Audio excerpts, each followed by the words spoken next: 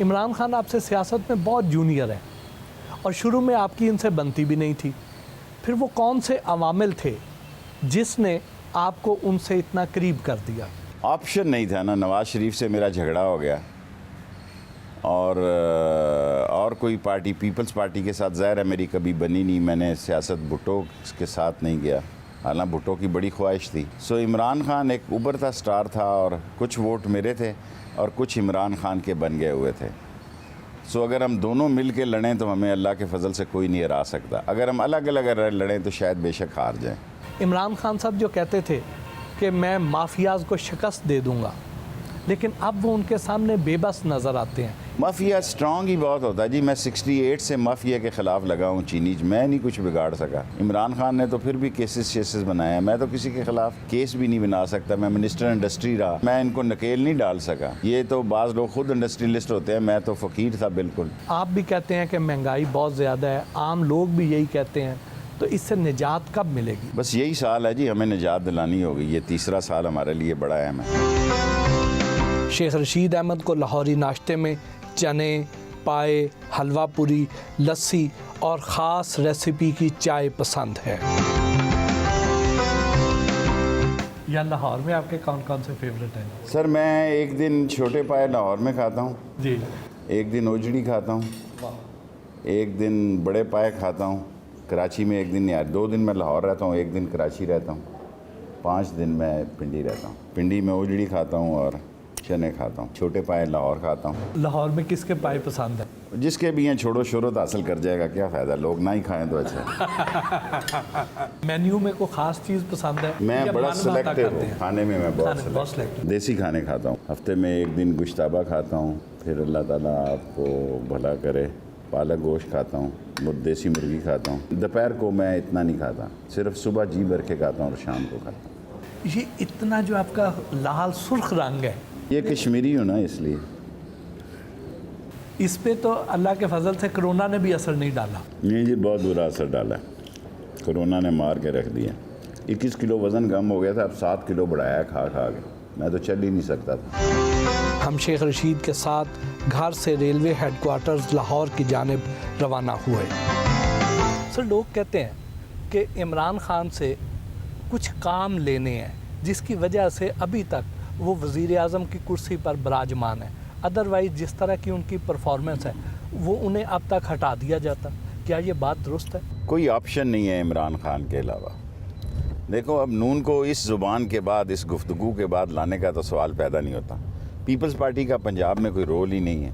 सिंध में अगर वो फिर दोबारा ले लें, जिसके चांसेस, अगर पीटीआई सही मेहनत करे तो सिंध में भी हुकूमत फॉर्म कर सकती है। वो कौन से काम हैं जो अभी तक उनसे लेने हैं, जिसकी वजह उनसे से क्या लेने हैं जी, वो प्राइम मिनिस्टर है, उसने काम करने हैं। सबसे बड़ा काम तो इस इकानमी को ठीक करना है।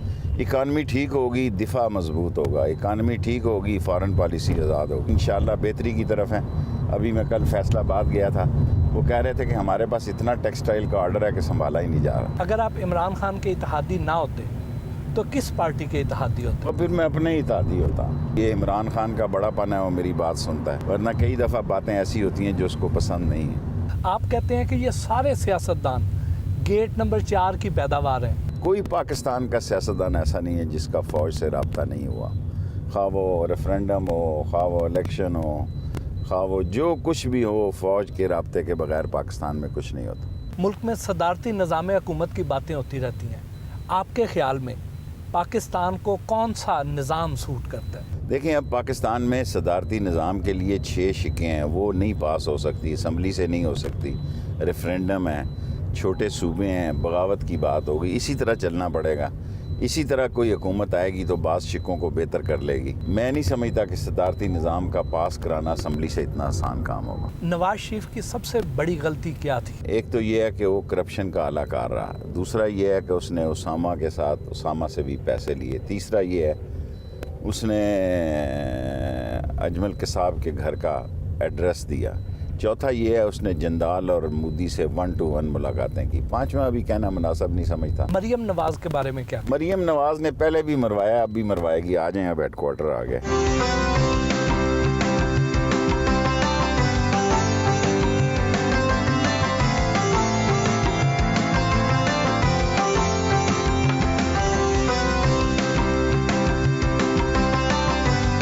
शेख रशीद रोज़मर्रा दफ्तरी उमूर का आगाज़ कलाम पाक की तलावत से करते हैं।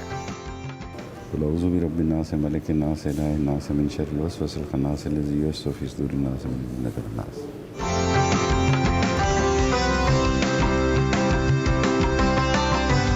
रेलवे हेडक्वार्टर के आला अफसरान के साथ हफ्तावार मीटिंग की।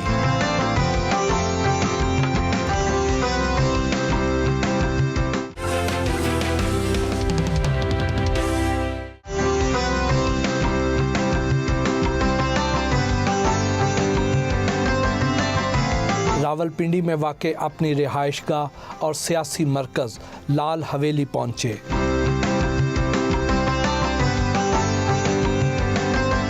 दूर दराज से आए साइलीन के मसाइल सुने और उनके हल के लिए मौका पर अहकामात जारी किए।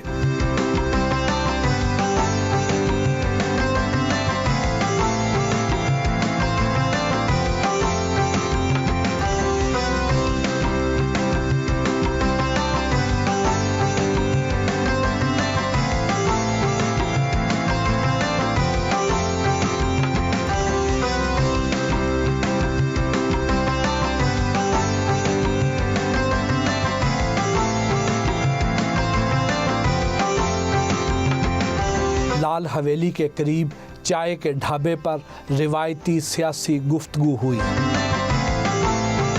जैसे इमरान खान साहब ने कहा है कि वज़ीर आज़म हाउस को तालीमी मकासद के लिए इस्तेमाल किया जाएगा, तो लाल हवेली के बारे में भी आपके कुछ हमने तो लिख ही दिया है। वो सजान सिंह की हवेली दे दी है, 2 हवेली है मेरे पास, एक बहुत बड़ी हवेली है, तो वो मैंने वेमन यूनिवर्सिटी को दे दी। ये सोच रहा हूँ अब 6 रोड को दूँ, उसके पास एक चलेगी, लेकिन प्रॉमिस उन्हीं के साथ है। अगर उन्होंने स्टैंड ले लिया, मेरी कमिटमेंट उनके साथ है, फिर दूसरी हवेली भी उन्हीं को चली जाए। आपने ख़वातीन की तालीम के लिए बहुत काम किया। मेरी माँ अनपढ़ थी ना, तो मैंने बड़े फ्रॉड किए हैं। मेरा बाप भी अनपढ़ था, तो कॉलेज स्कूल तो मैंने छोड़ा नहीं, पता नहीं 10-15 साल तक। बाद में मेरे बाजवा शाजवा साहब गार्डन कॉलेज में है, मैं उस वक्त दादा उस्ताद था गार्डन कॉलेज का, जो कहता था वो होता था। और मैं गार्डन कॉलेज का प्रिंसिपल भी रहा हूँ। मैंने 3-4 महीने कब्जा कर लिया था गार्डन कॉलेज।